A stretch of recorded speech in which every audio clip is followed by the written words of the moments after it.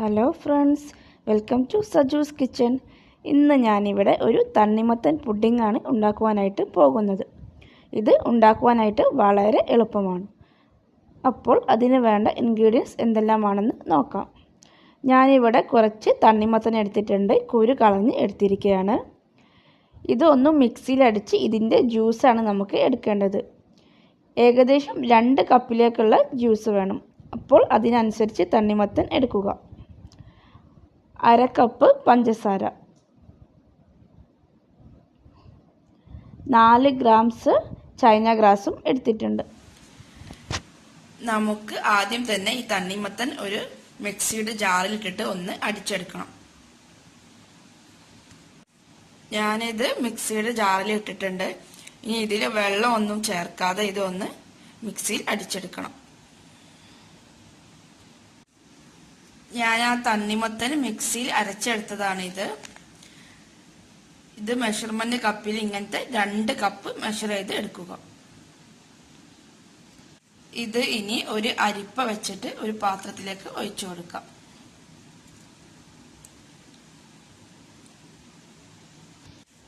ഇത് നമ്മൾ ഇനി ഗ്യാസിൽ വെച്ചിട്ട് ഒന്ന് വേവിക്കാൻ പോവുകയാണ്. അതിനു മുൻപായി ചൈന ഗ്രാസ് ഒരു പാനിൽ എടുത്തിട്ട് അതിലേക്ക് 1/2 കപ്പ് വെള്ളം ഒഴിച്ചു കൊടുക്കാം.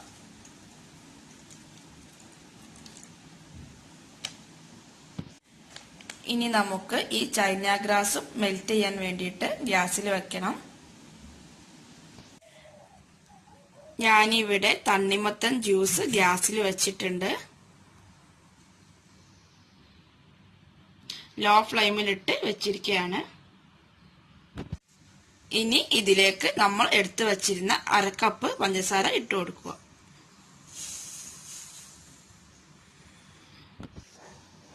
ഒന്ന് നന്നായിട്ട് ഇളക്കി കൊടുക്കുക.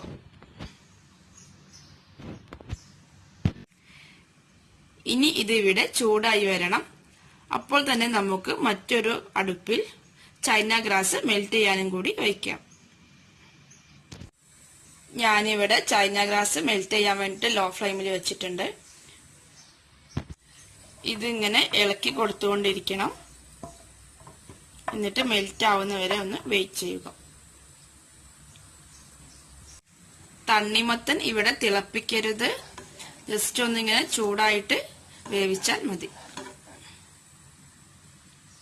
ഇതിലേക്ക് ഒരു അല്പം ഉപ്പിട്ട് കൊടുക്കാം. മധുരം ഒന്ന് മുന്നിട്ട് നിൽക്കാൻ വേണ്ടിയിട്ടാണ് ഇത്.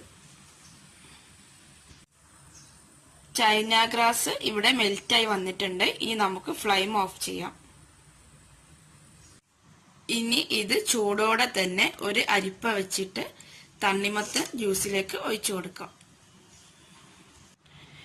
ഇനി നമുക്ക് ഇത് ഒരു 1 മിനിറ്റ് കൈയെടുക്കാതെ ഇളക്കി കൊടുത്തിട്ട് ഫ്ലെയിം ഓഫ് ചെയ്യാവുന്നതാണ്. ഇതിവിടെ 1 മിനിറ്റ് ആയിട്ടുണ്ട്. ഇനി ഞാൻ ഫ്ലെയിം ഓഫ് ചെയ്യാൻ പോവുകയാണ്. ഇത് തിളയ്ക്കരുത്, തിളയ്ക്കാതെ ലോ ഫ്ലെയിമിൽ വെച്ചിട്ടാണ് ഇതിങ്ങനെ ചെയ്യേണ്ടത്.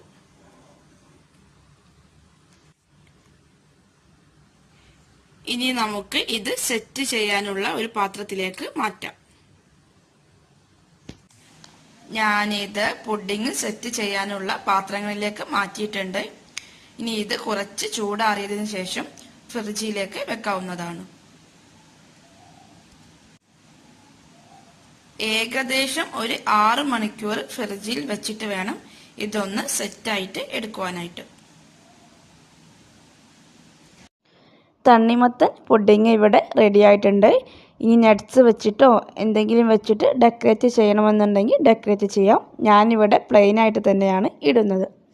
അപ്പോൾ എല്ലാവർക്കും ഈ വീഡിയോ ഇഷ്ടപ്പെട്ടെന്ന് കരുതുന്നു. കൂടുതൽ വീഡിയോകൾക്കായി എൻ്റെ ചാനൽ സബ്സ്ക്രൈബ് ചെയ്യുക. ആ താഴെ കാണുന്ന റെഡ് ബട്ടൺ ഒന്ന് പ്രസ് ചെയ്യുക. എങ്കിൽ മാത്രമേ ഞാൻ അപ്ലോഡ് ചെയ്യുന്ന കൂടുതൽ വീഡിയോസ് നിങ്ങൾക്ക് ലഭിക്കുകയുള്ളൂ. Thank you.